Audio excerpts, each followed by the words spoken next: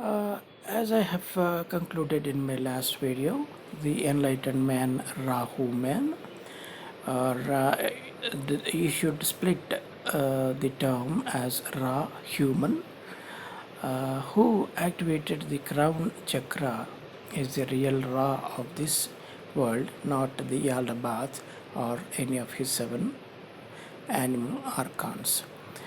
Why? Because Ra human, when we say Rahuman, Ra human, or human Ra, then we mean the enlightened guy. I have time and again I've been telling about the three phases of man's evolution from Apocryphon of John.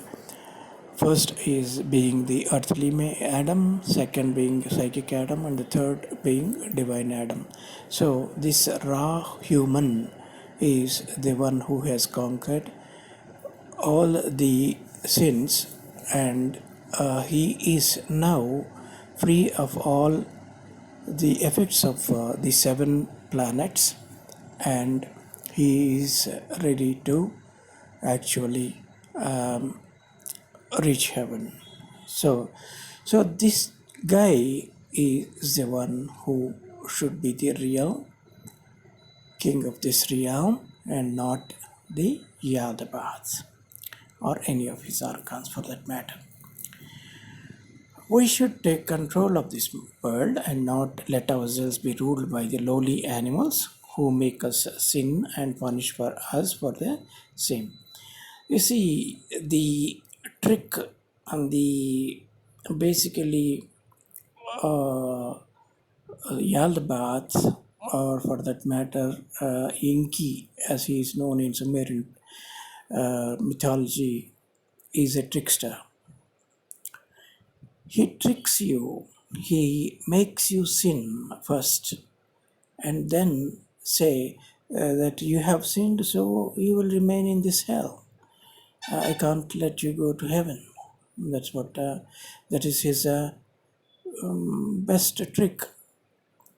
So what he says is he make in the very beginning, when a human was created, human beings and animals were friends.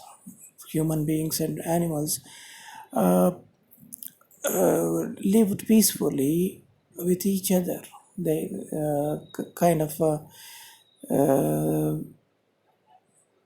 they communicated with each other too. Man in the beginning was a psychic.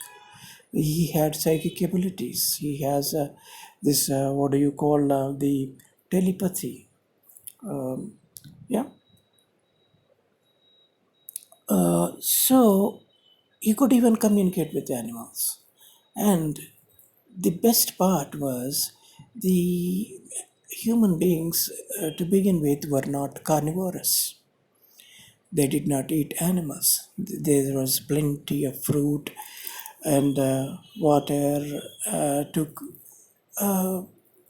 quench their thirst and hunger, right?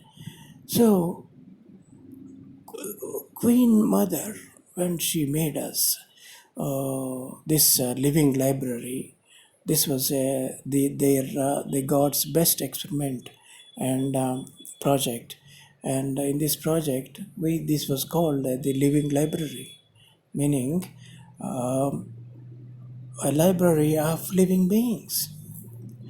So when we were made by the God, what he had in his mind was not carnivorous animals that we have turned into these days. So man did not eat animal then. But later, when this Enki guy, the Yaldabaoth guy, came along with his son Saturn. Saturn is a son of Lucifer. So Saturn is nothing but the planet Saturn. And when Saturn came along,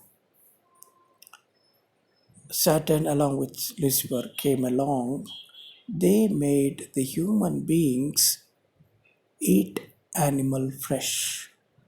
So animal flesh they were made to eat. And you see, Aldabaoth himself is whatever he may claim to be, he is an animal, right? The face of a lion and the body of a snake makes him animal. So he may be very intelligent, no doubt about it. He may be an evil genius, but still he is an animal. He is not human. So he made humans eat flesh, and then he said to human beings, "Oh, we have a system here, system of judgment. When you die, you will go to the land of Osiris, where a jackal-faced guy will judge you. He will place your heart on one pan of the balance, and on the other he will put a feather. So, if the feather is heavier, you have sinned. If the I mean, if yeah, your heart is heavier, then you have uh, passed. In the sense, you can go to heaven now. But so the thing is, basically, what I want to say is, he made us eat flesh of the animals, and he said he incorporated a law against eating of flesh along with other sins like uh, mating with others' wives and all that, all these 10 commandments. He came up with those 10 commandments while all the way he was encouraging those sins. He was forcing humans to eat flesh. He was forcing humans to kill each other. He was forcing humans to debauch. All kinds of sins he was encouraging, and his only intention, you might have guessed by now, is was to retain the human souls, because these souls are on a lease from heaven. These souls came from heaven, and eventually they have to go back to heaven. That's why God sent Jesus Christ to get Sophia back into heaven. Sophia, in a moment of weakness, gave birth to Yaldabaoth without the male counterpart. So this Yaldabaoth guy was so frustrated at his looks, his uh, it's very structure. He was androgynous, so he hated. He got frustrated, and when that is why he created man, and man surpassed him in every quality. He was more beautiful. He was more smart. He was smarter than Yaldabaoth. He was magnanimous. He had royal qualities about him. True royal, the human beings, the true royal, actually. So he was so jealous, and he wanted to keep these souls. He didn't want to return these souls back to heaven. So he forced humans to commit all kinds of sins, and thereby he showing that as a reason, he retained the souls. You have sinned, so you have no right to go to heaven. I am keeping you with me. That's what he said, and I think I deviated a bit. So let's go back to the slides. We should take control of this world and not let ourselves ruled by the lowly animals who make us sin and punish us for the same. From now on, I will be taking up one aspect in which conflict takes place between good and evil, and try to come up with plausible solution to avoid that sin, committing that sin. Okay, let me. Yeah.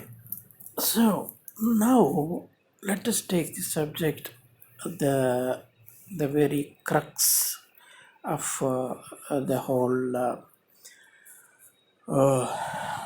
religious debate, good versus evil. See, you can see here, good is has two eyes and a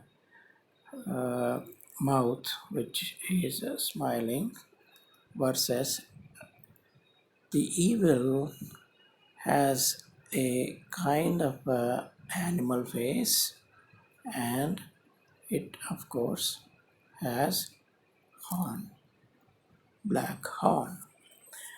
So yeah, the subject of discussion for today is good versus evil, and yeah. So whenever I discuss with my close confidants about the external fight between good and evil, they ask me if I am 100% perfect and what right I have to ask others to follow me if I myself do not practice what I preach. True, nobody is perfect. Let us admit. If you are perfect, you wouldn't have landed in this hell. See, as simple as that, isn't it? So, we have sinned a bit or more, and that's how we landed here. So, what we are trying to do is to get out of this hell. How can we get out of this hell? When we know what is good and what is bad, then we can avoid doing bad things and do only good things, thereby improve our karma and enter heaven, return to heaven. So I admit that it is very good argument, but nobody can be 100% perfect. But we cannot compare 90% evil guy with a 90% good guy. My very my very first argument is that there are different kinds of people in this world, in this reality rather, but there are people who are 90% good. There are people who are 90% bad, evil. So, is it justified to compare 90% good people with 90% evil people? Not at all. That's my first argument. It gets very difficult to be more than say 90% good. Okay? You can be good up to 90%. Let us say, let me give you an example.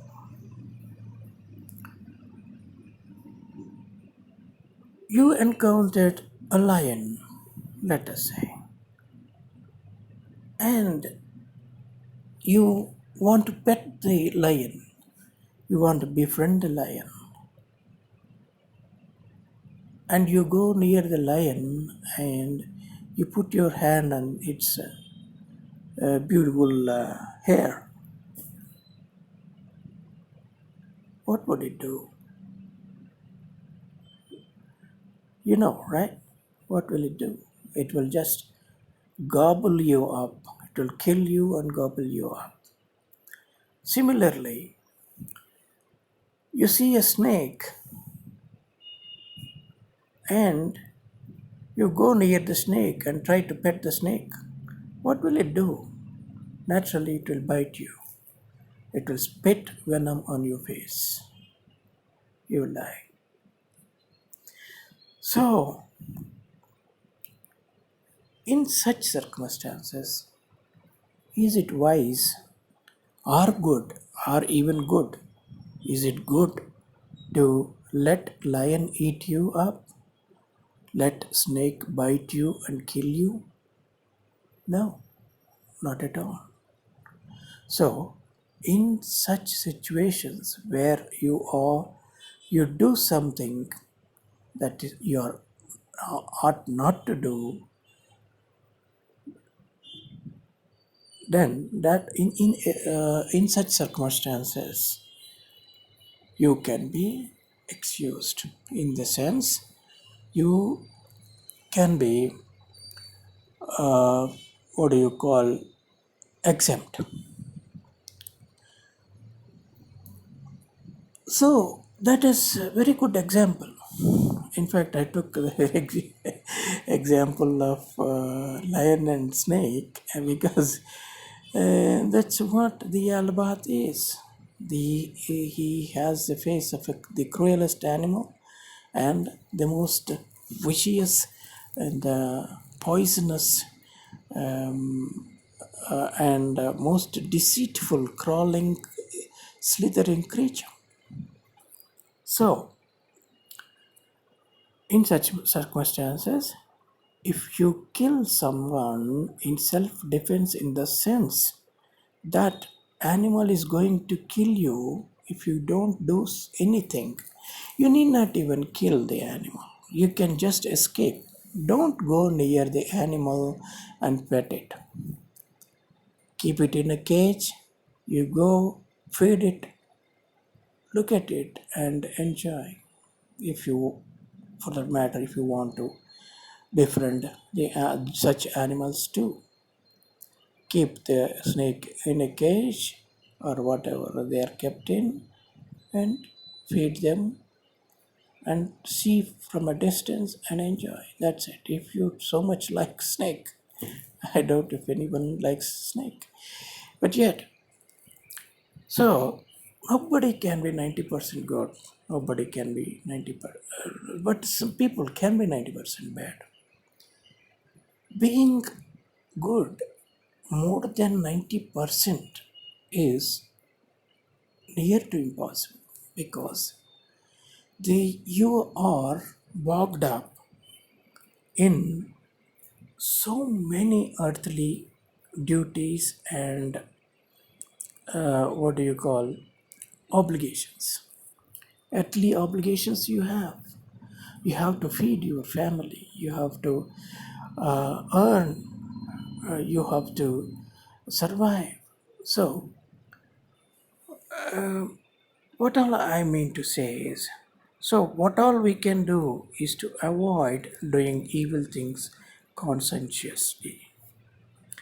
If you don't do things what your conscience advises you not to. At times we can't exercise control over our senses or thought, courtesy the Lucifer's relentless machinations. You're a good soul, but you're living, unfortunately, you're living in this prison built by Yaldabaoth. He does what not to keep you here. He does his best to make you sin, because that's the only way he can keep you here. So he is relentless in his machinations to make you sin.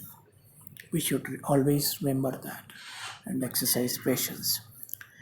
On such occasions, we should take a break and try to review our actions and come up with a feasible remedy. It is not fair to compare 67%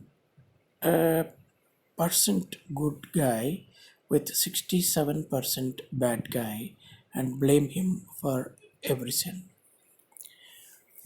Due to material compulsions, we may not maintain our high moral fiber. And more than that,